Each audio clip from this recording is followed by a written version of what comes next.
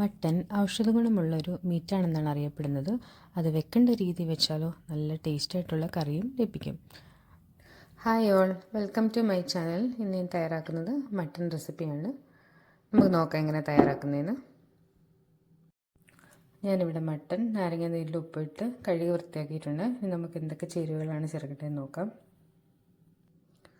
മഞ്ഞൾപ്പൊടി, മുളക് പൊടി,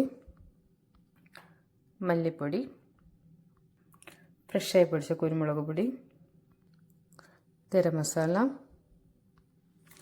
ഉപ്പ്. മസാലകളെല്ലാം നന്നായി മിക്സ് ചെയ്തിട്ട് 1/2 ഗ്ലാസ് വെള്ളം ഒഴിച്ചിട്ട് ഞാൻ കുക്കറിൽ വെച്ചിട്ടുണ്ട്.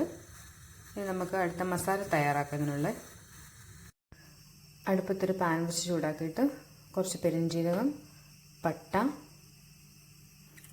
ഒരു 3 ഏലക്ക, കുറച്ച് ഫ്രഷ് കുരുമുളക്, ഒരു സ്റ്റാർ, ഒരു ബേ ലീഫ്, 2-3 ഗ്രാമ്പു.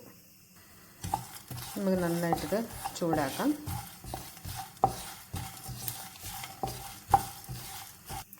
ഇതിനൊപ്പം തന്നെ നമുക്ക് കുറച്ച് മഞ്ഞൾപ്പൊടി, കുറച്ച് മുളക് പൊടി. നമ്മൾ കുരുമുളക് ഇട്ടിട്ടുണ്ട്, അപ്പോൾ അതനുസരിച്ച് എരിവ് എത്രയാണോ അതിൻ്റെ നോക്കിയിട്ട് വേണം മുളക് പൊടി ഇടാൻ. മല്ലിപ്പൊടി, പൊടികളൊക്കെ നമുക്ക് ചൂടാക്കി കൊടുക്കാം.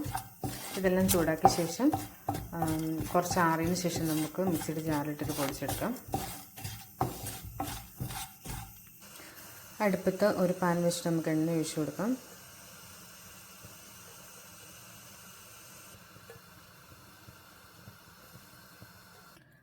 സബോള, തക്കാളി, ഇത് ജിഞ്ചർ ഗാർലിക്, അതിൻ്റെ കൂടെ ഞാൻ പച്ചമുളക് കൂട്ടി അരച്ചേക്കുന്നതാണ്, അത് ക്രഷ് ചെയ്തത്. നമുക്കാദ്യം ജിഞ്ചർ ഗാർലിക്, പച്ചമുളക് ക്രഷ് ചെയ്തിട്ട് കൊടുക്കാം.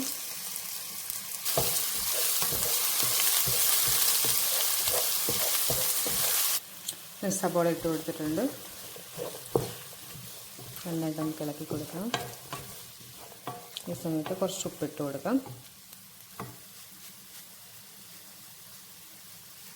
ഇനി നമുക്ക് തക്കാളി ഇട്ട് കൊടുത്തിട്ട് അടച്ച് വെച്ച് വേവിക്കാം. കുറച്ച് കറിവേപ്പില ഇട്ട് കൊടുക്കാം. എല്ലാം കൂടി നന്നായിട്ട് മിക്സ് ചെയ്യാം. സബോള ഏകദേശം വഴഞ്ഞിട്ടുണ്ട്. നമുക്കിതിനകത്തോട്ട് കുക്കറിലുള്ള മട്ടൻ ഇട്ട് കൊടുക്കാം. മട്ടൻ വെന്തിട്ടുണ്ട്. നമുക്ക് ആ സബോളയിൽ ഇട്ട് കൊടുക്കാം. മട്ടൻ ഞാൻ ഇട്ട് കൊടുത്തിട്ടുണ്ട് ആ സബോളയ്ക്കകത്ത്.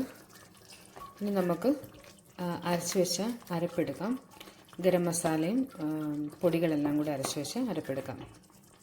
ഇനി നമുക്ക് ചേർത്ത് കൊടുക്കാം. ഞാൻ അരപ്പ് ചേർത്തിട്ടുണ്ട്. നന്നായിട്ട് ഇളക്കി മിക്സ് ചെയ്ത് നമുക്ക് എത്രയാണോ വെള്ളം വേണ്ടത് അത്രയും വെള്ളം നമുക്ക് വറ്റിച്ചെടുക്കാം. ഈ സമയത്ത് നമുക്ക് ഉപ്പില്ലെങ്കിൽ ഉപ്പ് നോക്കിയിട്ട് നമുക്ക് ഇട്ട് കൊടുക്കാം. അവസാനമായി നമുക്ക് മല്ലിയിലയും പുതിനയിലയും ഇട്ട് കൊടുക്കാം. അങ്ങനെ മട്ടൻ കറി റെഡി ആയിട്ടുണ്ട്. നിങ്ങൾക്ക് വേണ്ട എത്ര വെള്ളമാണോ അത്രയും വറ്റിച്ചെടുക്കാം. ഞാൻ കുറച്ചൊരു ഗ്രേവി വെച്ചിട്ടുണ്ട്. Thank you for watching.